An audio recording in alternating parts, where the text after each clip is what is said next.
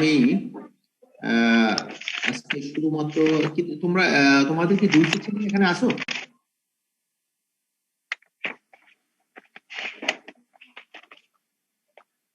এখন তো ক্লাস নেওয়ার কথা ছিল সেকশন বি নাকি? জি স্যার। তো তোমরা সেকশন এ এর কি কেউ আসো? জি স্যার, দুই সেকশনে আছে স্যার।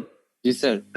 না, একটু আগে দেখা যাচ্ছিল অনেক, প্রায় 100-র মতো অ্যাটেন্ডেন্স, এখন দেখতেছি আবার কমে গেছে, 80 হয়ে গেছে। এটা কি কোনো কারণ আছে কিনা, সেটা যে কোন নেটওয়ার্কে বা কোনো কিছুতে প্রবলেম হচ্ছে কিনা। আচ্ছা, এনিওয়ে, আসুক সবাই, একটু ওয়েট করি। তো তোমরা সবাই কেমন আছো?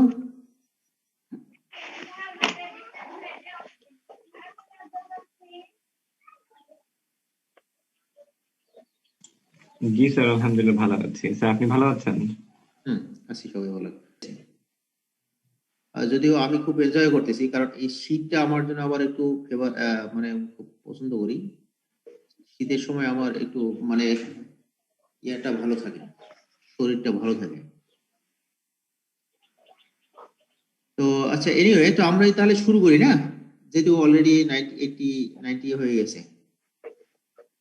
আজকের আর ক্লাস কোনো কিছু নেব না, শুধু আমি সিলেবাস, তোমাদের অলরেডি কি একটা ক্লাস শুরু হয়েছে না? নুসরাত ম্যাডাম ক্লাস নিছে?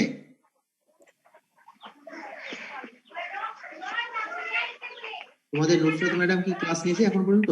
না স্যার, এটা আমাদের ফার্স্ট ক্লাস স্যার, 2 ও আচ্ছা, এটাই ফার্স্ট ক্লাস। আচ্ছা, তাহলে তো আমি শেয়ার, আমি তোমাদের শুধুমাত্র সিলেবাসটা সম্পর্কে আজকে একটু ডিসকাস করব। তোমরা স্ক্রিনটা দেখতে পাচ্ছ? জি স্যার। জি স্যার, দেখা যাচ্ছে স্যার। আচ্ছা, ঠিক আছে, তোমরা একটা করবা, যখন যখন তোমাদের তোমরা কথা বলবো না, একটু মিউট। আচ্ছা, এনিওয়ে, এটা কি নেটের সমস্যা হচ্ছে নাকি? আচ্ছা, তো তোমরা যখন কথা বলবো না, একটু মিউট করে রাখো, কারণ তোমাদের বাড়িতে বসে কথা বলে তো, আশেপাশে লোকজন কথা বলে, সেটা একটু মানে শুনতে পাওয়া যায়। আসসালামু আলাইকুম স্যার। ওয়ালাইকুম আসসালাম। স্যার, ক্লাস রেকর্ডিং করলে ভালো হয়। এটা আজকের ক্লাস আর রেকর্ডিং এর দরকার নেই। আজকে তোমার নরমাল একটু শুধুমাত্র সিলেবাসটা নিয়ে আলোচনা করবো, কে কি পড়াবে এটাই। সেই জন্য এখন আজকের আর করলে মানে রেকর্ডিং করার দরকার নাই। তো এটা এটা তোমরা সিলেবাস স্ক্রিনটা তো দেখতে পাচ্ছ, তাই না? জি স্যার, দেখা যাচ্ছে। আচ্ছা, এইটাই হচ্ছে তোমাদের টোটাল সিলেবাস। এটা জাস্ট মানে এর আগের যে মেকানিক্স এর ফার্স্ট মেকানিক্স এর যে টপিক গুলো শিখছো, তার ওই সমস্ত থিওরিরই কিছু অ্যাপ্লিকেশন আর কিছু নতুন থিওরি শিখবা, আর আর একটু লেটেস্ট ফরম্যাটে, যেমন এর আগে যেগুলো ছিল সেগুলো হচ্ছে একটু সিম্পলিফাইড ওয়েতে ছিল। আর এরপরে আরেকটু ক্রিটিক্যাল সিস্টেমে চলে যাওয়া, যেমন এর আগে তোমরা শেয়ার ফোর্স বের করছো, বেন্ডিং মোমেন্ট বের করছো, ফ্লেক্সারাল স্ট্রেস কি বের করছো এর আগে, মানে বেন্ডিং মোমেন্টের জন্য যে স্ট্রেস, এটা মনে ইয়েস স্যার, হয় ইয়েস স্যার। শেয়ার স্ট্রেস, হ্যাঁ, এগুলো করছো। তো এগুলো ওখানে ছিল কিছু তোমার কনভেনশনাল অথবা টিপিক্যাল ছিল, মানে সিম্পলিফাইড ছিল, স্ট্রাকচারটা সিম্পল ছিল, লোড কন্ডিশনটা সিম্পল ছিল। তো এখানে আর একটু জটিল হয়ে যাবে, কারণ রিয়েল ফিল্ডে তুমি দেখবা যে স্ট্রাকচার গুলো অত আমরা যেভাবে প্রবলেম সলভের সময় ধরি ওরকম থাকে না। ইরেগুলার শেপ থাকে, ইরেগুলার লোড ডিস্ট্রিবিউশন থাকে, সেইগুলো নিয়েই আর কিছু এখানে অ্যানালাইসিস। আর আরেকটা যেটা আমি যেটা বলছিলাম, শেয়ার স্ট্রেস বের করার সময় তোমরা শেয়ার ফোর্স বের করছো, তারপরে শেয়ার ফোর্স এরিয়া দিয়ে ভাগ দিছো, তখন শেয়ার স্ট্রেস পেয়েছো। আর এখানে দেখো যে শেয়ার স্ট্রেসটা মানে throughout the cross section it varies point to point, একটা পয়েন্ট থেকে আরেকটা পয়েন্ট শেয়ার স্ট্রেস ভেরি করে। কিন্তু এর আগে আমরা ইমাজিন করছি যে shear stress equals to shear force divided by area, that means shear stress is acting uniformly over the whole cross section, but practically the shear stress also varies from point to point. Okay, that will be discussed in this course. So another thing is rebate and welded joints. Most of the times, especially the steel structures are constructed by joining one component with other components. It is not similar to a concrete structure, because in concrete structure one component is will be cast in one day and another component will be cast in another day. Okay, there is no special arrangement or there is no special precaution measurement to make the joint rigid. But in steel structure, different components will be connected each other using different connection methods, এবং সেটি হলো rebate and ওয়েল্ডেডস। অনেক সময় rebate করে connection করা হবে, and sometimes it will be connected using welding method. Welding, it is well familiar to you. তোমরা সবসময় রাস্তাঘাটে বা ওয়ার্কশপে দেখো কিভাবে ওয়েল্ডিং করে কানেক্ট করা হয়, এবং আরেকটা করা হয় রিবেট দিয়া, মানে নাট স্ক্রু এবং নাট দিয়া যেটা কানেক্ট করা হয় সেটাকে বলা হয় রিবেট সিস্টেম। তো সেই জয়েন্ট এইগুলোর জন্য এটা স্ট্রাকচার কিন্তু মানে অনেকভাবে ফেল করতে পারে। ফেল মানে যে কোনো ভাবে ফেলিওরকেই আমরা টোটাল স্ট্রাকচার ফেলিওর ধরবো। যেমন জয়েন্টে ভেঙে যেতে পারে, সেটাও স্ট্রাকচারের ফেলিওর, অথবা স্ট্রাকচারের যেখানে জয়েন্ট নেই সে অন্য জায়গায় ফেল করতে পারে। তো আমরা এর আগে ক্লাসে দেখছি যে জয়েন্টের বাইরে মানে স্ট্রাকচার গুলো ছিল রেগুলার, দ্যাট মিনস সেখানে কোনো জয়েন্ট ছিল না। তার মানে একটা স্ট্রাকচারে যদি কোনো অ্যাপ্লাইড লোড থাকে, তাহলে যদি সেখানে কোনো জয়েন্ট না থাকে সেটা কিভাবে ফেল করে সেটা আমরা দেখেছি। এখন আমরা দেখবো যে যদি স্ট্রাকচার গুলো কানেক্টেড থাকে রিবেটের মাধ্যমে অথবা ওয়েল্ডিং এর মাধ্যমে, তাহলে সেখানে কিভাবে জয়েন্ট গুলো ফেল করতে পারে সেটাও আমরা এখানে চেক করব। তারপর আরেকটা আছে শেয়ার সেন্টার। শেয়ার সেন্টার একটা টার্ম, এটা কি সেটা তোমরা যখন ওই টপিকসটা পড়বা তখন ক্লিয়ারলি বুঝতে পারবা, এখন এটা একটু জটিল হয়ে যাবে শেয়ার সেন্টার বলতে কি মিন করে। তারপরে আছে compound stresses. Compound stress means the structure may be subjected to different types of loadings, shear force, bending moments, axial force, etc. Okay, so if the structure is subjected to many kinds of forces at the same time, then that is known as compound loads, and সেই compound load এর জন্য যে stress develop করবে সেটা হবে compound stress. এবং এটা তোমরা কি মোড সার্কেল পড়ছো? না স্যার। এর আগের ক্লাসে কি মোড সার্কেল নামে কোনো টার্ম পড়ছো? প্রিন্সিপাল স্ট্রেস, এগুলা এই সমস্ত টার্ম কি কখনো পড়ছো? না স্যার। পড়ো না। এইটাই দেখবা কম্পাউন্ড স্ট্রেসে আমরা কিভাবে ইয়াটা করা হয়। তোমার এই যদি ডিফারেন্ট লোড থাকে একই সাথে, তাহলে সেইটার জন্য কিভাবে স্ট্রেস ডেভেলপ করে, এবং সেখানে স্ট্রেস ডেভেলপ কয়েক ধরনের স্ট্রেস থাকে। একটা প্রিন্সিপাল স্ট্রেস, আর major principal stress, minor principal stress, এবং আরেকটা থাকবে intermediate principal stress. Principal stress মানে হচ্ছে একটা প্লেনে শুধুমাত্র হয় শেয়ার থাকবে এবং কোনো ইয়া থাকবে না, কোনো এক্সিয়াল স্ট্রেস থাকবে না। একটা সেকশনে তো দুই ধরনের স্ট্রেস ডেভেলপ করতে পারে। একটা হচ্ছে এক্সিয়াল স্ট্রেস অথবা নরমাল স্ট্রেস যেটাকে আমরা বলি, মানে ওই প্লেনের নরমাল, আর একটা হচ্ছে শেয়ার স্ট্রেস মানে ওই প্লেনের বরাবর। তো দুই ধরনের স্ট্রেস কাজ করবে, একটা শেয়ার স্ট্রেস এবং একটা হচ্ছে নরমাল স্ট্রেস অ্যাপ্লাইড লোডের জন্য। তো এমনও কন্ডিশন হবে একটা সেকশনে, মানে সেকশন তো তুমি বিভিন্ন জায়গায় নিতে পারবা এবং বিভিন্ন ওরিয়েন্টেশনে নিতে পারবা।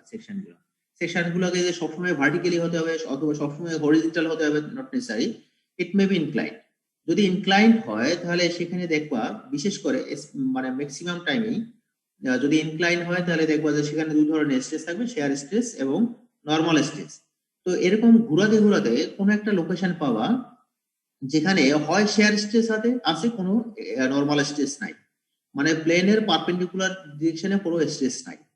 অথবা আরো এমন জায়গা পেতে পারো, এমন ওরিয়েন্টেশন পেতে পারো যেখানে শেয়ার স্ট্রেস নাই, শুধুমাত্র নরমাল স্ট্রেস আছে, মানে প্লেনের পারপেন্ডিকুলার বরাবর শুধু একটা স্ট্রেস আছে আর শেয়ার প্লেন বরাবর কোনো স্ট্রেস নাই। এটাও তোমরা দেখতে পাবো। তো সেই ধরনের কন্ডিশনকে বলা হয় প্রিন্সিপাল স্ট্রেস, মানে একটা স্ট্রেস থাকবে, হয় শেয়ার অথবা নরমাল। তো যদি শেয়ার স্ট্রেস থাকে তাহলে সেটাকে বলা হয় প্রিন্সিপাল শেয়ার স্ট্রেস, আর যদি নর্মাল স্ট্রেস থাকে তাহলে বলা হয় প্রিন্সিপাল নর্মাল স্ট্রেস। তো এরকম আবার প্রিন্সিপাল স্ট্রেসের ভিতরে আবার দেখবা কোনো একটা প্লেনে আছে যেখানে তোমার শেয়ার নাই। যদি আমি নর্মাল স্ট্রেসের কথাই চিন্তা করি, প্রিন্সিপাল নর্মাল স্ট্রেস যদি কনসিডার করি, তাহলে দেখবা যে কোন একটা জায়গায় প্রিন্সিপাল নর্মাল স্ট্রেস আছে, কিন্তু সেটা মানে তিনটা কন্ডিশন, তিনটা ওরিয়েন্টেশন পাবা যেখানে দেখবা যে প্রিন্সিপাল স্ট্রেস শুধুমাত্র নর্মাল, কোনো শেয়ার নাই। এই তিনটের ভিতরে একটা পাবা ম্যাক্সিমাম, একটা পাবা মিনিমাম, আর একটা হচ্ছে ইন্টারমিডিয়েট। যেটা ম্যাক্সিমাম সেটাকে বলা হয় মেজর প্রিন্সিপাল স্ট্রেস, আর যেটা মিনিমাম সেটাকে বলা হয় মাইনর প্রিন্সিপাল স্ট্রেস, আর যেটা ইন বিটুইন সেটাকে বলা হয় ইন্টারমিডিয়েট প্রিন্সিপাল স্ট্রেস। তো এগুলোই আমরা দেখব। তারপরে ট্রান্সফরমেশন অফ স্ট্রেস। আমরা এই প্রিন্সিপাল স্ট্রেস যেগুলো বললাম, এগুলা তোমার নিউমেরিক্যাল অ্যানালাইসিসের জন্য এগুলো খুব ইম্পর্টেন্ট, কারণ ম্যাক্সিমাম ফেইলিওর ক্রাইটেরিয়া ডিফাইন করা হয় in terms of principal stress. তো সেই জন্য, কারণ প্রিন্সিপাল স্টেজ গুলা সবচেয়ে বেশি থাকে, নর্মাল যে অ্যাপ্লাইড লোডের জন্য যে স্টেজ গুলো থাকে সেগুলো একটু কম থাকে, বাট প্রিন্সিপাল স্টেজটা অনেক বড় হয়ে যায়। সেই জন্যই ধরা হয় যে প্রিন্সিপাল স্টেজ যদি এক্সিড করে যায় কোন একটা লিমিটের বাইরে, তখনই স্ট্রাকচারটা ফেল করে। তো এই প্রিন্সিপাল স্ট্রেস কিন্তু ডাইরেক্ট টেস্ট করার মাধ্যমে বের করা যায় না। আমরা টেস্ট করে শেয়ার স্ট্রেস, নর্মাল স্ট্রেস বের করতে পারি, কিন্তু প্রিন্সিপাল স্ট্রেস বের করতে পারি না। তো যদি আমরা শেয়ার স্ট্রেস এবং নর্মাল স্ট্রেস বের করতে পারি, তাহলে একটা ইকুয়েশন আছে যেটার মাধ্যমে প্রিন্সিপাল স্ট্রেস বের করা যায়। সেইটাই হচ্ছে ট্রান্সফরমেশন অফ স্ট্রেস। মানে ওই ইকুয়েশনটা ডেভেলপ করা হবে, তারপরে ওটা কিভাবে অ্যাপ্লাই করে সেটাও দেখানো হবে ডিফারেন্ট প্রবলেমের মাধ্যমে। তারপরে আসবে deflection of statically determinate beam by various methods. মানে ডিফ্লেকশন, একটা স্ট্রাকচার ফেল করা মানে হচ্ছে স্ট্রাকচারটা হচ্ছে ভেঙে যাওয়া বা ছিঁড়ে যাওয়া, তা না। অনেক সময় এটা ডিফ্লেকশন লিমিটও যদি বড় হয়ে যায়, তাহলে সেটাকেও বলা হয় এটা ফেল করে ফেলছে। ডিফ্লেকশন লিমিট মানে যদি তুমি দেখো যে একটা হঠাৎ করে একটা বিম যদি দেখো অনেক বেঁকে গেছে, তাহলে তুমি যতই আমি বলি না কেন যে না এটা আর ভাঙবে না, অনেকেই ভয় পাবে যে না এটা অনেক দেখাই গেছে বেঁকে গেছে, সুতরাং এটা ভেঙে যেতে পারে যে কোনো সময়। যদিও এটা ভাঙবে না, প্র্যাকটিক্যালি ভাঙবে না, বাট এটা এই যে একটা মনের ভিতরে একটা ভয় তৈরি হয়ে যাওয়া যে এটা যে কোনো সময় ভেঙে যেতে পারে, মানে ডিফ্লেকশনটা অনেক বেশি হয়ে গেছে। তো এভাবেও কিন্তু ফেলিওর ডিফাইন করা হয়। তো সেই ডিফ্লেকশনটা আমরা কিভাবে বের করতে পারি? আমরা তো এতক্ষণ দেখছি যে স্ট্রেস কিভাবে বের করতে পারি, সেটা আমরা দেখলাম। এখন দেখবো যে ডিফ্লেকশনের মাধ্যমে যেহেতু ফেলিওরটাকে ডিফাইন করা যেতে পারে, তাহলে ডিফ্লেকশনটা আমরা কিভাবে ক্যালকুলেট করতে পারি অ্যাপ্লাইড লোডের জন্য, সেটি আমরা বের করবো। এখানে আমরা বেসিক্যালি যে স্ট্রাকচার গুলো চিন্তা করবো সেটা হচ্ছে স্ট্যাটিক্যালি ডিটারমিনেট বিম।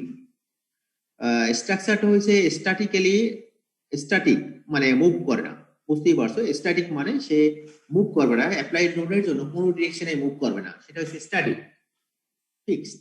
আর ডিটারমিনেট মানে আমাদের যে অ্যাভেলেবল যে ইকুয়েশন গুলো আছে, equilibrium equation, summation of F X, summation of F Y, moment about any point, তারপরে টরশন অ্যাবাউট এনি পয়েন্ট, এগুলো জিরো। এগুলো হচ্ছে ইকুইলিব্রিয়াম ইকুয়েশন। এই ইকুইলিব্রিয়াম ইকুয়েশন অ্যাপ্লাই করে সমস্ত আননোন গুলা বা রিয়াকশন গুলো আমরা বের করে দেবো। রিয়াকশন মানে হচ্ছে একটা স্ট্রাকচারে লোড যদি থাকে, সেই লোডের জন্য কোন একটা সেকশনে কি ধরনের ফোর্স ডেভেলপ করে, সেটাই হচ্ছে ওই সেকশনের রিয়াকশন। তো এইটাই হচ্ছে তোমার আমরা যে ডিফ্লেকশন বের করবো সেটা হচ্ছে স্ট্যাটিক্যালি ডিটারমিনেট বিম। স্ট্যাটিক্যালি ডিটারমিনেট বিম তার মানে এটা বিমটা স্ট্যাটিক, মুভ করবে না এদিক সেদিক, মানে স্টেবল। যদি সিম্পল হইতে বলি, এটা স্টেবল, আনস্টেবল না। এবং স্ট্রাকচারটা ডিটারমিনেট, মানে রিঅ্যাকশন গুলো আমরা ইকুইলিব্রিয়াম কন্ডিশন অ্যাপ্লাই করে বের করতে পারবো। এবং এই ডিফ্লেকশনটা বের করার জন্য আবার অনেকগুলো মেথড আছে। তার ভিতরে যেমন একটা আছে moment area method. Moment area method মানে নামেই বুঝতে পারছো, মোমেন্ট এরিয়া মানে এরিয়ার মোমেন্ট নেব।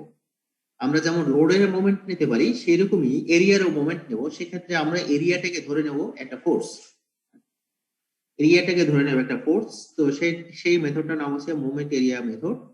তারপরে ওই আরেকটা আছে ডাইরেক্ট ইন্টিগ্রেশন মেথড, মানে আমরা কিছু ইকুয়েশন ডেভেলপ করব, এই ডিফ্লেকশনের কিছু ইকুয়েশন ডেভেলপ করব, সেই ইকুয়েশন গুলাকে ইন্টিগ্রেট করব, ডাবল ইন্টিগ্রেশন করব। ইন্টিগ্রেশন করে তারপরে আমরা ডিফ্লেকশনটা বের করব। এটা হচ্ছে ডাইরেক্ট ইন্টিগ্রেশন মেথড। এবং আরেকটা আছে কনজুগেট বিম মেথড। কনজুগেট বিন মেথড সেটাও আমি দেখাবো কিভাবে, এটাও অনেকটা মোমেন্ট এরিয়ার মতোই। তো এটাও দেখানো হবে। তারপরে এলাস্টিক লোড মেথড এবং আরেকটা আছে এলাস্টিক লোড মেথড, সেটাও আমরা দেখাবো কিভাবে এই মেথড গুলোর মাধ্যমে ডিফ্লেকশন মেইন টার্গেট হচ্ছে ডিফ্লেকশন বের করা। আর ডিফ্লেকশন বের করে কতগুলা মেথড, সেই মেথড গুলো আমরা শিখবো। এখন বলতে পারো যে আমরা কেন একটা মেথড শিখবো না, একাধিক মেথড কেন শিখবো? যেহেতু আমাদের মেইন টার্গেট হচ্ছে ডিফ্লেকশন বের করা, তো ডিফ্লেকশন বের করার জন্য আমরা একটা মেথড শিখলেই তো হয়। যেমন আমরা যে মাল্টিপ্লিকেশন শিখি অথবা এডিশন শিখি, সাবট্রাকশন শিখি, সেটা তো একটা মেথড। অনেকভাবেই তোমরা এখন ইউটিউবে দেখতে পারবা অথবা তোমাদের ফেসবুকেও দেখতে পারবা যে মাল্টিপ্লিকেশন কত ভাবে করতে পারে, জটিল জটিল মাল্টিপ্লিকেশন কত সিম্পল হয়তো করতে পারে। তাহলে আমরা একটা মেথড কেন শিখছি? মানে ওখানে তো আমরা একটা শিখছি, অনেকগুলো শিখিনি কেন? তো এটা আসলে কারণ আছে, কারণ এই একটা মেথড এক একটা স্ট্রাকচারের জন্য সুইটেবল। তোমরা নিজেরাই যখন প্রবলেম সলভ করবা তখন তোমরা নিজেরাই বুঝতে পারবা যে কোন মেথডটা অ্যাপ্লাই করলে এই স্ট্রাকচারটা খুব কুইকলি ইয়া করা যাবে, অ্যানালাইসিস করা যাবে। তো সেই জন্যই আসলে বেসিক্যালি এই ইয়াটা করা, এই সমস্ত মেথড গুলাই শেখা।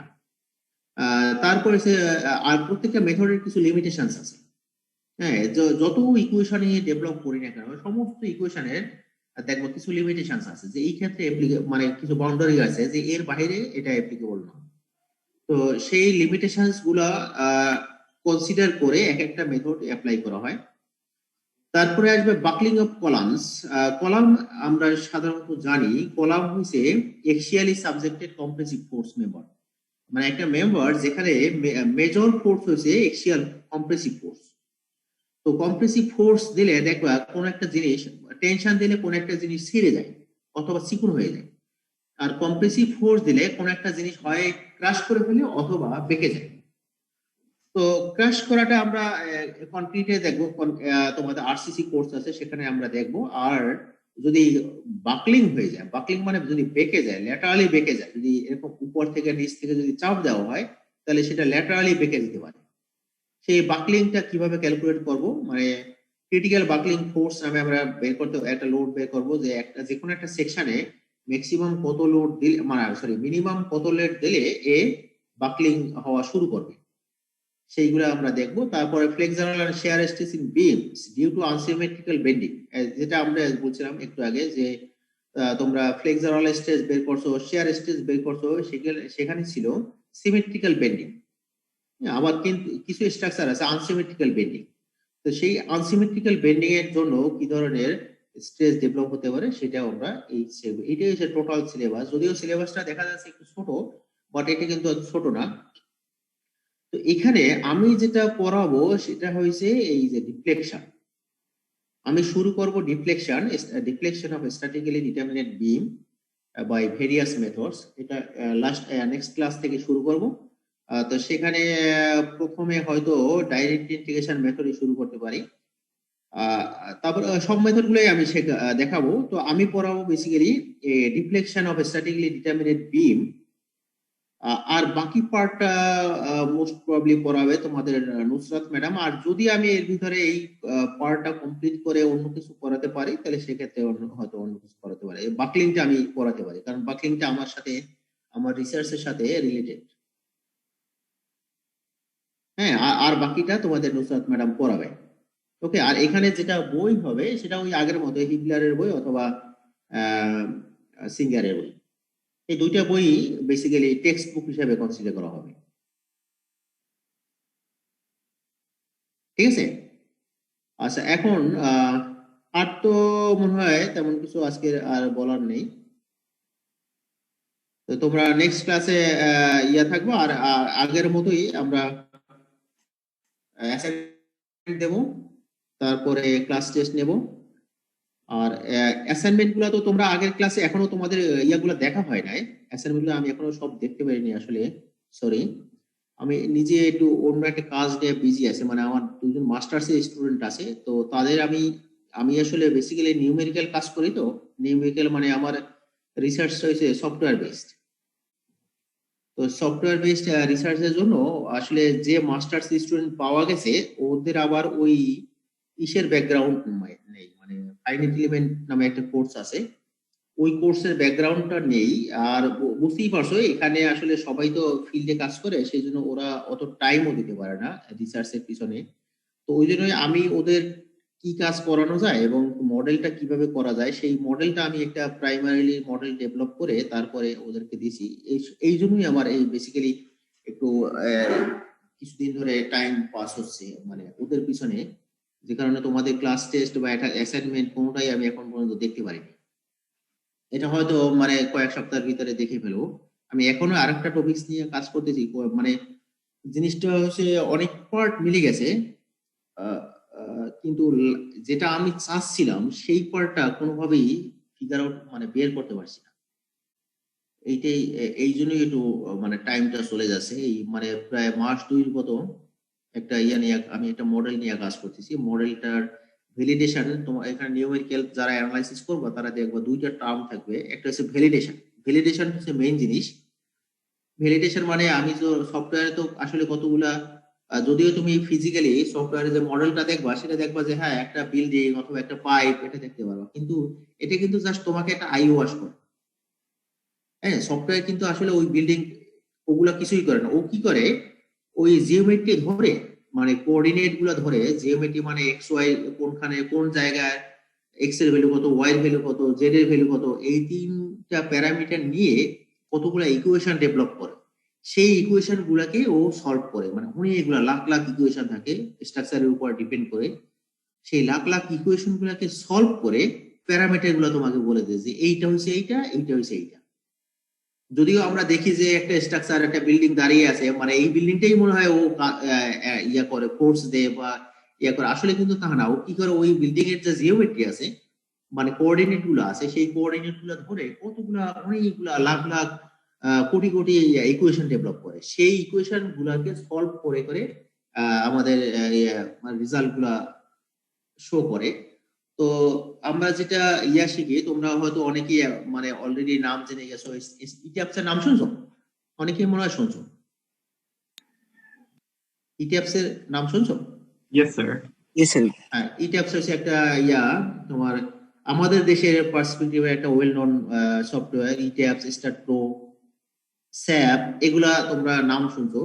এই সমস্ত ইয়ার মাধ্যমে অ্যানালাইসিস গুলো করা হয়, কিন্তু এই সমস্ত সফটওয়্যার গুলো কিন্তু আসলে রিসার্চের জন্য না। কারণ তুমি কোথাও যদি বলো আমি ইটিএফস থেকে অ্যানালাইসিস করে এইটা পাইছি, তাহলে হয়তো মানে ভালো যে জার্নাল বা ভালো যে কনফারেন্স আছে সেখানে সাথে সাথে রিজেক্ট করে দেবে, কারণ এইগুলো আসলে রিসার্চের জন্য সফটওয়্যার না। রিসার্চের স্যার জন্য ইটিএফস তো সফটওয়্যার লোড হয়েছে ক্যালকুলেশনের জন্য না? লোড, সবগুলাই লোড ক্যালকুলেশন, কিন্তু এগুলো অনেক সিম্পলিফাইড, মানে অনেক লিমিটেশনস আছে, মানে তুমি ওর বাইরে যেতে পারবে না।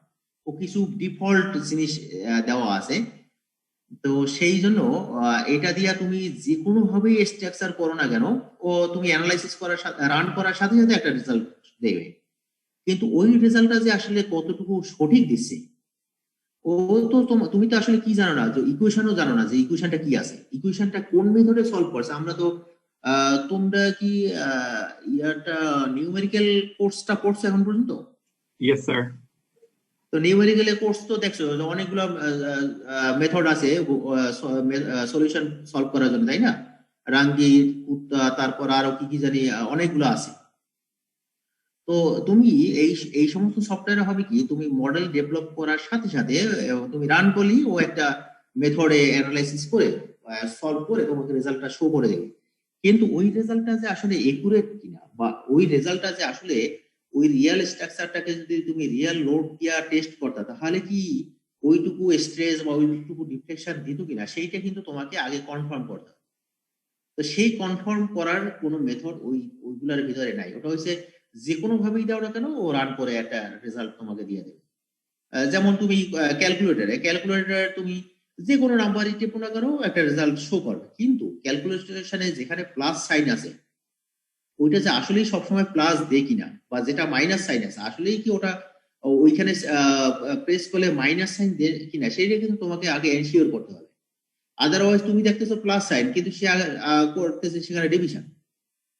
হ্যাঁ, যে কারণে তুমি 2+2 দেবা, কিন্তু 2+2 ইকুয়ালস ও হয়তো 1 দিয়ে দেবে, কিন্তু তুমি প্রেস করতেছো প্লাসে, কিন্তু আসলে ওখানে আছে মাইনাস, ওখানে আছে ডিভিশন। তো তুমি 2 + 2 দিছো, কিন্তু রেজাল্ট হওয়ার কথা 4, দিছে 1। এখন তুমি যদি আগে কনফার্ম না করতে পারো যে না, এটা তো 2 + 2 1 হওয়ার কথা না, এটা 4 হওয়ার কথা, তার মানে কোথাও না কোথাও মিস্টেক আছে। তখনই তুমি পরবর্তী কাজগুলা 2 + 2 যদি 4 তুমি মেক শিওর করতে পারো যে এটা ঠিক আছে, তারপরে এরপরে যে মানে 1000 + 1000 বা এটা সেটা যদি করো, তাহলে তুমি বলতে পারো যে না, তাহলে বাকিগুলো ক্যালকুলেশন ঠিক আছে। এই এই সিস্টেমটা কি বলা হয়? ভ্যালিডেশন। তো এটা তো সিম্পল ওয়েতে বললাম। তো এই তোমার ভ্যালিডেশন করাটা খুব টাফ হয়, কারণ রিয়েল স্ট্রাকচারটা অনেক কমপ্লিকেটেড থাকে।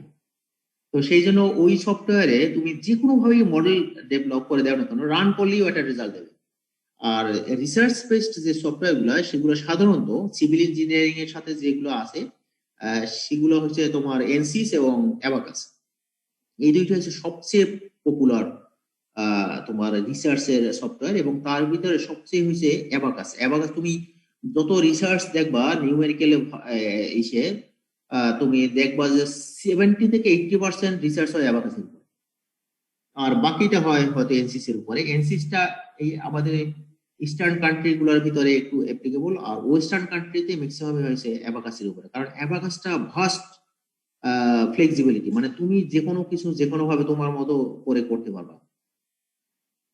আর ওখানে দেখবা যে তুমি যে কোনো ভাবে মডেল তৈরি করে রান করলেই ও বলবে যে না, এটা সমস্যা আছে, মানে ওর সাথে সাথে অ্যাবর্ট হয়ে যাবে।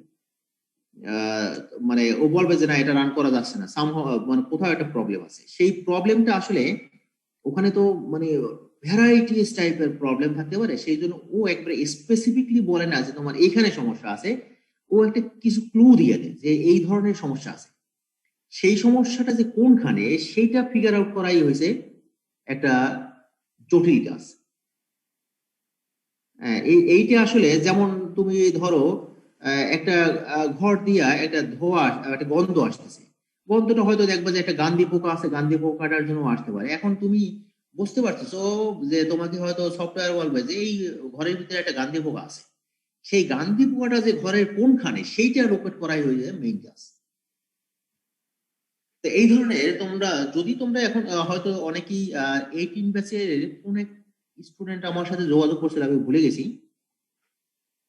ও রিসার্চ করতে খুব ইন্টারেস্টেড। তো তোমরা আসলে রিসার্চের দিকেই একটু শিফট করবা, কারণ বর্তমান দিনে হচ্ছে রিসার্চ বেসড রেজাল্টের কিন্তু এখন আর ইয়া খুব বেশি ইম্পর্টেন্স এখন বর্তমান বিশ্বে নেই। দেখবা যে বিসিএস এ একসময় রেজাল্টের একটা নাম্বার ছিল, সেই নাম্বার কিন্তু নেই। তো সেই জন্য তোমরা নাম্বার তো আবার এর অর্থ এই না যে নাম্বারে কোনো ইম্পর্টেন্স নেই, নাম্বারে অবশ্যই ইম্পর্টেন্স আছে, কিন্তু আগের দিনের মতো যে এক্সট্রা বেনিফিট গুলো মানে পরিশ্রম ছাড়া যে বেনিফিট গুলা পাওয়া যেত, সেই বেনিফিট গুলা কিন্তু এখন আর রেজাল্টের মাধ্যমে খুব বেশি পাওয়া যায় না। কিন্তু রিসার্চের মাধ্যমে আবার তোমার যদি কোনো পেপার থাকে, তুমি যদি কোথাও অ্যাপ্লাই করতে যাও হায়ার স্টাডির জন্য, তখন কিন্তু তোমার যদি কোনো রিসার্চ ওরিয়েন্টেড পেপার থাকে, তাহলে এটা প্রায় এটা খুবই হাইলি ইভ্যালুয়েট করা হয়। তোমার রেজাল্ট খারাপ হলেও খুব হাইলি ইভ্যালুয়েট করা হয়, এপ্রিসিয়েট করা হয়। তো সেই জন্য তোমরা আগে থেকেই আস্তে আস্তে ইসের দিকে যাবা। আর ইয়াটা হয়েছে যে সাদমান সরকার, আচ্ছা ঠিক আছে, তোমাকে নেক্সট ক্লাসে করবো, অ্যাড করবো। আজকে ক্লাস আর বেশি করবো না, লেন্দি করবো না।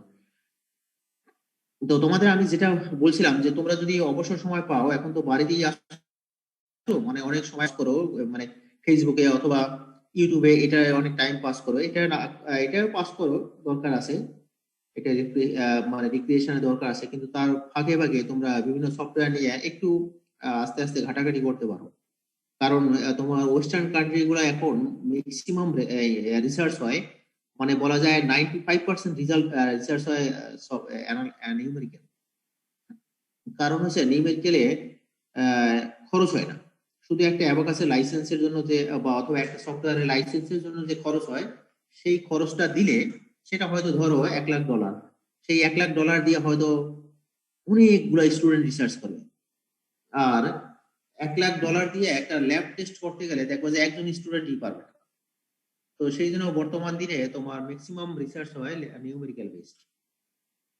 এবার প্রেফার করে কোনো একটা প্রফেসরকে তুমি যদি বলো যে আমি এটার উপরে কাজ করতে চাই, তখন তুমি যদি নিউমেরিক্যাল এর কথা বলো তাহলে সে পছন্দ করবে আগে, কারণ তারা তো আসলে টাকা ইনকাম করে তারপর তোমাকে দিবে। তো দেখতেছে যে যদি এটা এটা তো সবাই যাবে যে কম টাকা যদি বেশি পরিমাণ আউটপুট পাওয়া যায় সেই দিকেই সে যাবে। তো সেই জন্য যদি তোমাদের নিউমেরিক্যাল একটু এক্সপিরিয়েন্স থাকে তাহলে মানে প্রায়োরিটি দেয় মানে সাধারণত ওই সমস্ত ইকে। তো ওখানে খুব বেশি নলেজ থাকার দরকার নাই, কারণ আন্ডারগ্রেডে সবাই জানে যে এখানে খুব বেশি যে স্টুডেন্টরা অনেক কিছু জানতে পারবে শিখতে পারবে তা না, কিন্তু একটা প্রাইমারিলি ধারণা থাকলেও মানে বোঝে নেয় যে না এর বেসিক ধারণা আছে, বাকিটা ক্রিটিক্যাল পয়েন্ট গুলো আমি ওকে দিয়ে করে নিতে পারবো পরে। Sir? সেই জন্য সময় যখন পাবা তখন একটু সফটওয়্যার গুলা ঘাটাঘাটি করবা। Sir? হ্যাঁ বলো। স্যার আমাদের কি স্যার ফোর্থ ইয়ারে কি স্যার আমাদের ফাইনাইট এলিমেন্ট মেথড পড়ানো হয়? ফাইনাইট এলিমেন্ট রিসেন্টলি পড়ানো হয় না, এটা আগে এক সময় পড়ানো হতো, মানে ইন্ট্রোডাকশন টু ফাইনাইট এলিমেন্ট মানে বেসিক ধারণা দেওয়া হতো। তো এইটা আমি আমি হেড স্যারকে বলছি যে এই বছর থেকে চালু করার জন্য, ফোর্থ ইয়ারে চালু করার জন্য, জি স্যার। কারণ এটা খুবই ইম্পর্টেন্ট। নিউমেরিক্যাল মেথডটা খুবই ইম্পর্টেন্ট সিভিল ইঞ্জিনিয়ার, সিভিল এবং মেকানিক্যাল ইঞ্জিনিয়ার এই দুই তাদের জন্য খুবই ইম্পর্টেন্ট এই ইয়াটা তোমার কোর্সটা। Yes sir. তো তোমরা ইন্টারেস্টিংলি করতে পারো, তোমরা যেমন এখানে কিছু প্রবলেম পাবা, সেই প্রবলেমটা তোমরা যদি চাও কোনো বিভিন্ন গ্রাফস নামে কি একটা সফটওয়্যার আছে, এটাও খুব সহজ। এই মেথডে তুমি একটু চেক করে দেখতে পারো, আচ্ছা যে আমি তো হ্যান্ড ক্যালকুলেশনে পাইলাম, এটা দেখি তো সফটওয়্যারটা কি পাওয়া যায়। হ্যাঁ এগুলো কিন্তু নিজের থেকে ইন্টারেস্ট গ্রো করতে হবে, কারণ এগুলা সবসময় স্যারেরা যে সব বলে দেবে তা না, নিজের থেকে একটু ইন্টারেস্ট গ্রো করবা যে আচ্ছা দেখি তো এইটাই। যেমন তোমরা দেখো, তোমরা কিন্তু এখন ফটো এডিটিং খুব ইন্টারেস্টিংলি করো, যে দেখি তো এটার সাথে এটা মিলিয়ে, ওটার সাথে ওটা মিলিয়ে, এই ছবির সাথে ওই ছবি ওভারল্যাপ করে কিভাবে ফটো এডিটিং করা যায়, এটা কিন্তু অনেকেই বসে বসে দেখি করে। তো সেরকমই তোমরা একটু হবা যে দেখি যে এই সাবজেক্টটার ইয়েটার পরে আমি হাতে পাইলাম, এটা দেখি তো সফটওয়্যারে কিভাবে পাওয়া যায়, বা এই অ্যানালাইসিসে কত রেজাল্ট পাওয়া যায়। তা এখান থেকে কিন্তু তোমার নিজের একটা স্যাটিসফ্যাকশন গ্রো করবে। এনিওয়ে, তো এইটাই হচ্ছে আমাদের আজকের ক্লাস। নেক্সট ক্লাসে আমি ডাইরেক্ট ইন্টিগ্রেশন মেথডটা পড়ানো শুরু করব, ঠিক আছে? আর এখানে সাদমান, ফরহাদ এবং এটা কি তোমাদেরকে আমি নেক্সট ক্লাসে করব, কানেক্ট করব। আলমামুন স্যার। আচ্ছা, আসসালামু স্যার। আলমামুন কে? জি স্যার। জি স্যার আমি স্যার। ও তোমাকে তো আমি অ্যাড করছি মনে হয় নাকি? হ্যাঁ স্যার। তোমাকে আমি অলরেডি অ্যাড করছি। আর আমি তোমাদেরকে এই যে আমি একটু রুলটা লিখে রাখি, এখনই আমি অ্যাড করব। তোমরা কোন সেকশনে ক্লাস করো বলো তো? 1501-069 তুমি কোন ক্লাস, কোন সেকশন?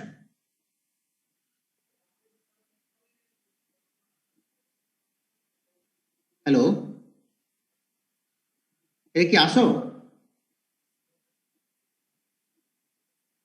সাদমান আসো নাকি? Farhad? Yes, sir. Yes, sir. Yes, sir. তোমরা কোন সেকশনে ক্লাস করো বলো তো? স্যার আমরা এ সেকশনে স্যার। সেকশন এ। তুমি সাদমান তাই তো? আর ফরহাদও কি এ? জি স্যার। আর তারপরে ইয়েটা ওই আলামি জি স্যার আলমামুন স্যার। আলমামুন, হ্যাঁ। তুমি কোন সেকশন? স্যার বি সেকশন আমি। Section B. আচ্ছা ঠিক আছে, তাহলে আমি জি, তোমাদেরকে রিকোয়েস্ট পাঠাচ্ছি, ঠিক আছে? আর কিন্তু জি, তোমরা স্যার। একটু কনফার্ম করবে এটা রেজিস্ট্রেশন করার ব্যাপারে। জি স্যার অবশ্যই স্যার। আচ্ছা ঠিক আছে, তাহলে সবাই ভালো থাকো।